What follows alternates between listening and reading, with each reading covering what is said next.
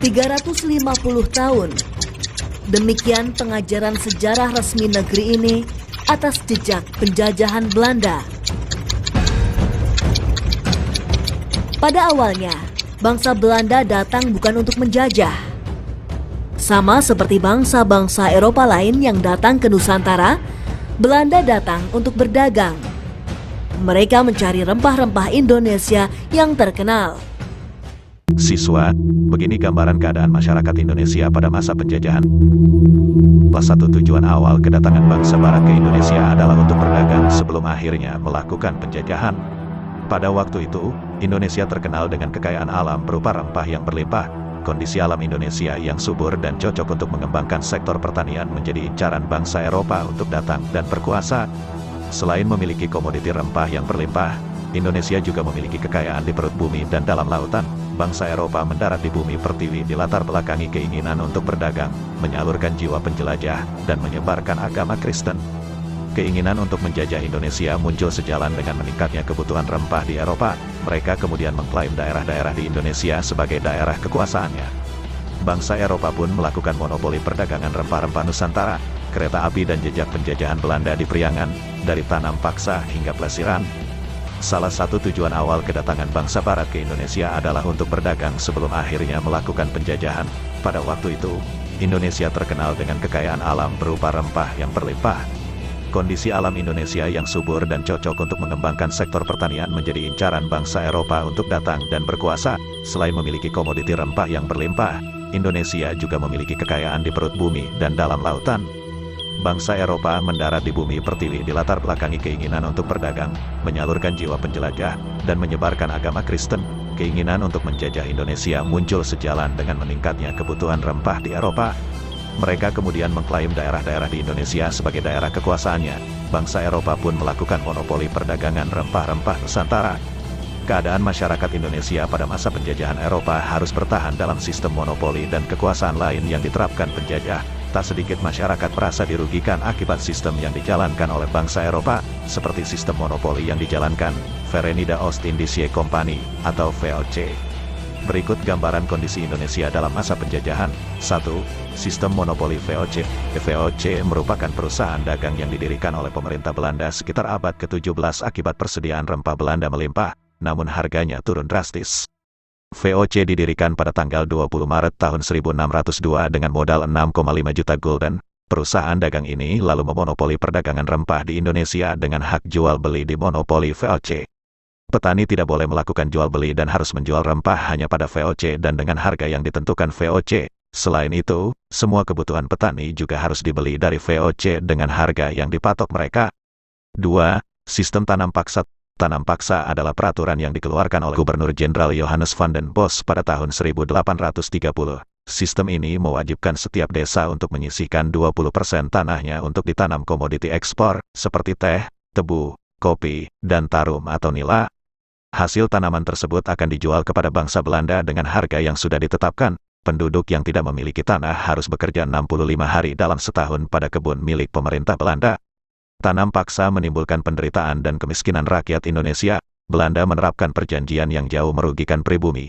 Seperti tanah yang dipilih hanya tanah yang subur, tanah tetap dikenakan pajak, rakyat harus bekerja melebihi waktu yang ditentukan, hingga harus mendahulukan tanaman pemerintah dari tanaman sendiri. Kami kemungkinan mengembangkan hubungan perdagangan dengan wilayah-wilayah Asia yang lain. Nah, dia datang berkali-kali itu ke Malaka dan juga ke wilayah-wilayah lain di Nusantara.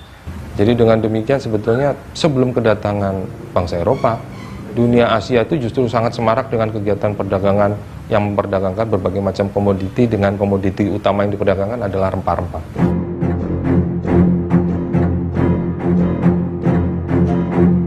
Sistem kerja rodi dalam masa jabatan Gubernur Jenderal Herman Willem Daendels, sekitar tahun 1808 hingga tahun 1811, masyarakat Indonesia harus merasakan sistem kerja rodi. Kerja rodi dilakukan guna mendukung sistem tanam paksa. Belanda membangun berbagai sarana seperti pabrik, rel kereta api, jalan raya, bendungan, hingga pelabuhan. Pembangunan berbagai sarana tersebut menyebabkan penderitaan yang mendalam bagi rakyat Indonesia. Selama masa kerja rodi, para pekerja tidak dibayar oleh pemerintah. Kalaupun dibayar, hanya sedikit saja yang diterima. Rakyat harus bekerja dengan menahan sakit dan kelaparan. Ketika itu ya, yang bahkan mungkin menyamai nilai emas dan mungkin benda-benda logam-logam mulia yang lain. Jadi karena itu rempah-rempah itu sangat dicari, bukan hanya karena dibutuhkan, tetapi juga karena nilainya yang sangat tinggi.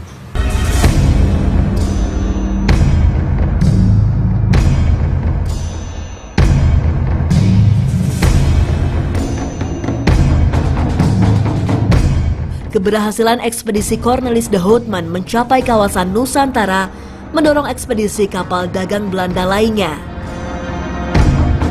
Namun persaingan antara saudagar Belanda dalam memperebutkan rempah-rempah Nusantara memicu perseteruan dan perselisihan. Bukan saja dengan bangsa-bangsa Eropa lainnya, namun juga dengan sesama orang Belanda sendiri. Melihat perseteruan yang tak kondusif ini, akhirnya Belanda mendirikan VOC atau Persekutuan Dagang Asal Belanda. Mereka ini kemudian dikenal sebagai VOC Belanda. Sebetulnya sebelum VOC itu sudah banyak kapal-kapal Belanda yang datang ke kita. Tapi lalu jadi persaingan satu sama lain karena masing-masing itu buka kamar dagang istilahnya ya. Itu yang kalau dalam periode orang Belanda nyebut itu yang disebut Voorkompagnie. Jadi pelayaran ke Nusantara tapi belum dibawa VOC masing-masing. Jadi kalau kita belajar buku sejarah itu kan pertama kali mereka datang di Banten 1596. Itu VOC belum didirikan. VOC kan didirikan 1602. Jadi periode itu yang mereka malah lucu. Bersaingan kadang-kadang bisa rebutan, bisa kayak perang juga gitu ya. Nah, jadi ketika akhirnya di Belanda dibilang, udah kita daripada bersaing malah nggak untung, merugikan, lebih baik kita berkumpul. Makanya dibikin persekutuan. VOC itu persekutuan dagang. Kalau orang Betawi nyebutnya company, lalu company itu kan dari kompani. Company itu artinya dua, persekutuan dagang, tapi juga semacam kelompok dalam tentara itu. Company kalau orang Betawi itu zaman company.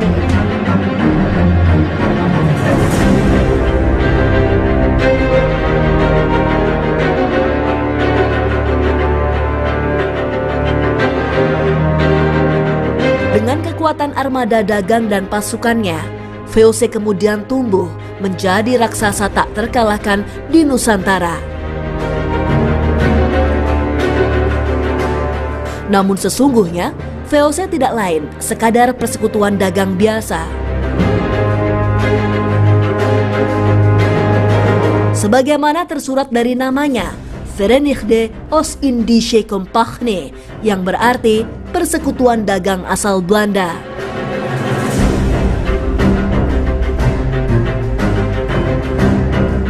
Kompani adalah penyebutan awam untuk VOC yang berdiri pada 20 Maret 1602. Kantor pusat VOC berada di Amsterdam, Belanda, dengan wilayah operasi dan kemudian memegang hak monopoli perdagangan di wilayah Hindia Timur, termasuk Nusantara.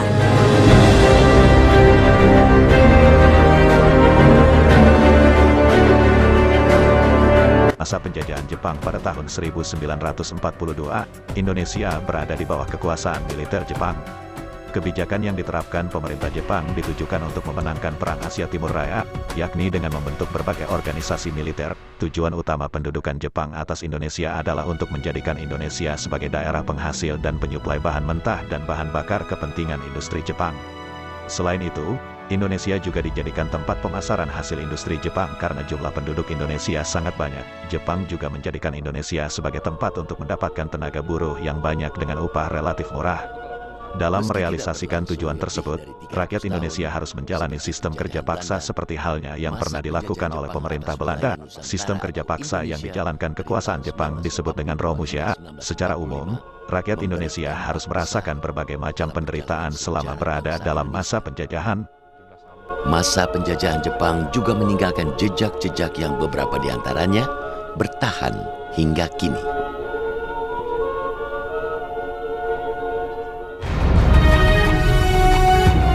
Militer Jepang menyerbu dan kemudian merebut wilayah Indonesia yang kala itu masih bernama Hindia Belanda dalam waktu yang sangat singkat. Hanya sekitar 1 bulan setelah menyerang pangkalan militer Amerika Serikat di Pearl Harbor pada bulan Januari 1942, pasukan Jepang menyerang dan menguasai Tarakan, Kalimantan Timur. Satu persatu kemudian wilayah Balikpapan, Ambon, Kendari, dan Pontianak juga diserang dan bisa dikuasai dalam bulan yang sama. Setelah berhasil merebut beberapa wilayah lain di Indonesia, pada tanggal 5 Maret 1942 tentara Jepang berhasil menguasai kota Batavia. Pemerintah kolonial Hindia Belanda yang semakin terdesak akhirnya menyerah tanpa syarat kepada Jepang melalui perjanjian Kalijati di Jawa Barat pada tanggal 8 Maret 1942. Masuknya tentara Jepang ke wilayah Indonesia sempat disambut baik rakyat Indonesia dengan propaganda sebagai saudara tua yang akan membebaskan rakyat dari penjajahan Belanda. Kedatangan pasukan Jepang tidak banyak mendapatkan perlawanan dari rakyat Indonesia. Setelah menancapkan kekuasaannya di bekas wilayah Hindia Belanda, militer Jepang mendirikan pemerintahan militer di Indonesia. Pemerintahan yang secara resmi disebut Pemerintah Bala Tentara Nippon ini memegang kekuasaan militer dan semua kekuasaan yang dulu dipegang Gubernur Hindia Belanda. Dalam pelaksanaan sistem pemerintahan ini, kekuasaan atas wilayah Indonesia dipegang oleh dua angkatan perang, yaitu Angkatan Darat atau Rikugun dan Angkatan Laut atau Kaigun.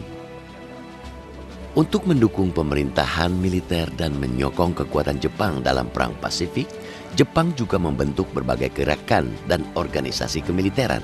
Setelah gerakan 3A yang dibentuk militer Jepang gagal menarik simpati rakyat pada tahun 1943, gerakan yang mempopulerkan slogan Nippon Pelindung Asia, Nippon Cahaya Asia, dan Nippon Pemimpin Asia ini dibubarkan. Sebagai gantinya, militer Jepang membentuk Pusat Tenaga Rakyat atau Putra yang dipimpin Bung Karno, Bung Hatta, Ki Hajar Dewantara, dan Kiai Haji Mas Mansur.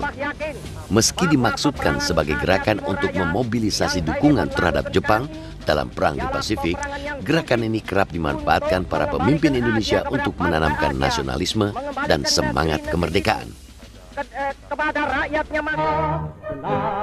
Untuk mendukung Perang Asia Pasifik dan mempertahankan kekuasaan mereka di Indonesia, pemerintah bala tentara Nippon membentuk berbagai organisasi kemiliteran dan melancarkan berbagai gerakan propaganda.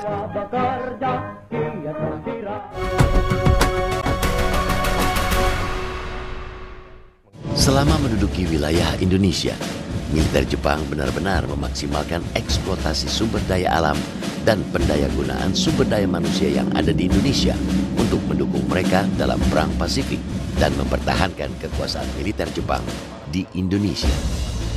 Guna mendukung kekuatan pasukan mereka dalam Perang Pasifik, Jepang membentuk kesatuan Heiho. Sementara untuk kepentingan pertahanan, mereka membentuk pasukan pembela tanah air atau PETA. Para anggota Heiho dan PETA ini direkrut dari para pemuda Indonesia yang kemudian mendapat latihan kemiliteran dari pasukan Jepang. Semasa penjajahan Jepang, nyaris semua jenis pekerjaan dan kegiatan diarahkan untuk kepentingan mendukung Jepang dalam Perang Asia Timur Raya. Dunia pers dan kesenian, misalnya, diarahkan pemerintah bala tentara Nippon untuk menjadi alat propaganda.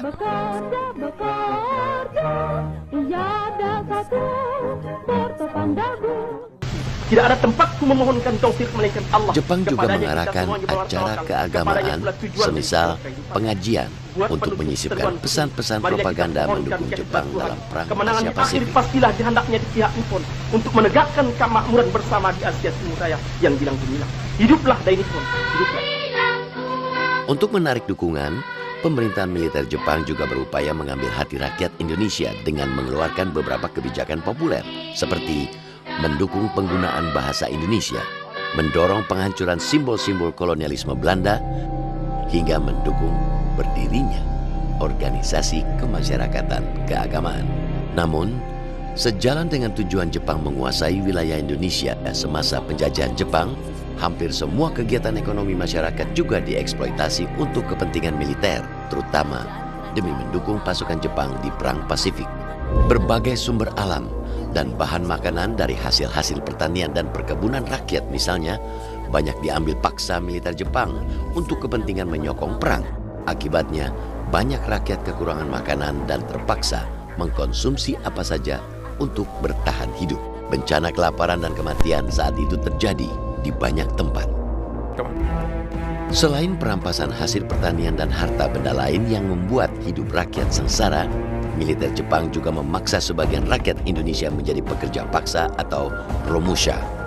Banyak pemuda atau laki-laki dewasa Indonesia diambil dari keluarga mereka dan dikirim menjadi romusha hingga ke Burma untuk mengerjakan pembangunan dan berbagai pekerjaan berat lain dalam kondisi yang sangat buruk. Akibatnya, ribuan orang meninggal atau hilang akibat dipaksa menjadi romusha. Selama masa penjajahan Jepang, perbudakan paksa terhadap perempuan juga banyak terjadi. Banyak perempuan Indonesia dijadikan wanita penghibur atau jugun yanfu bagi tentara-tentara Jepang. Akibat berbagai kekejaman militer Jepang ini, hanya dalam hitungan bulan, pandangan rakyat Indonesia terhadap pemerintah bala tentara Nippon yang semula positif berubah menjadi negatif. Kebencian terhadap tentara Jepang kala itu juga timbul di mana-mana.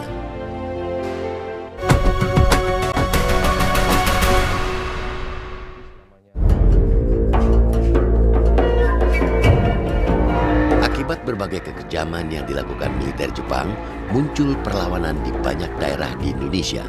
Di antaranya, pemberontakan Chot Klieng di Aceh pada tahun 1942.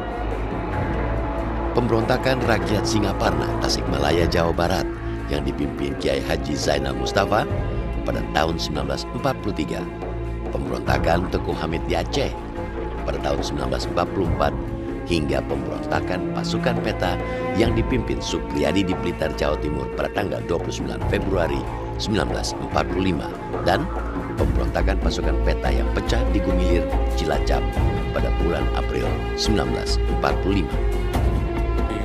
Berbagai bentuk kekejaman yang terjadi pada masa penjajahan Jepang di Indonesia baru berakhir setelah militer Jepang kalah dalam Perang Pasifik melawan pasukan sekutu dan kemudian Indonesia mendeklarasikan kemerdekaan pada tanggal 17 Agustus 1945. Kami, bangsa Indonesia, dengan ini menyatakan kemerdekaan Indonesia.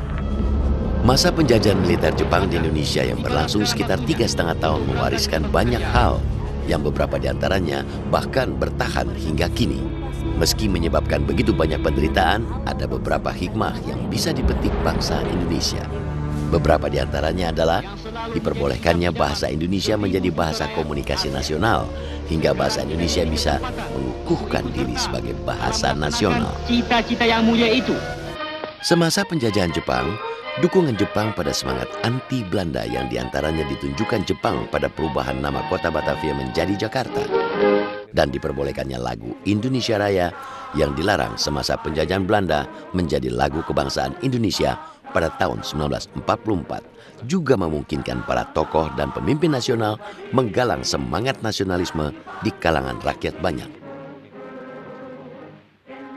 Tindakan militer Jepang yang mendekati para pemimpin nasional seperti Soekarno dan Hatta agar mau membantu Jepang memobilisasi rakyat Indonesia juga ikut mengukuhkan posisi keduanya sebagai pemimpin nasional dan memberi kesempatan mereka memimpin rakyat Indonesia, hal yang tidak pernah bisa dilakukan semasa penjajahan Belanda. Pembentukan beberapa organisasi kemiliteran seperti Heiho dan Peta semasa penjajahan Jepang di kemudian hari juga berguna menyediakan banyak pemuda terlatih untuk pembentukan Badan Ketentaraan Nasional yang dibentuk setelah proklamasi kemerdekaan Indonesia. Dalam pengaturan masyarakat, pemerintah bala tentara Nippon juga mewariskan beberapa institusi kemasyarakatan yang bertahan hingga kini. Di antaranya, pembentukan strata masyarakat hingga tingkat paling bawah, yaitu Tonarigumi atau Rukun Tetangga atau RT, yang berguna untuk pengorganisasian masyarakat. Meski mengandung berbagai hikmah terselubung, masa penjajahan Jepang tetap merupakan salah satu masa kelam dalam perjalanan sejarah bangsa Indonesia. Masa-masa ketika sebagai bangsa kita tidak merdeka dan tidak memiliki kebebasan menentukan kehendak dan masa depan kita sendiri.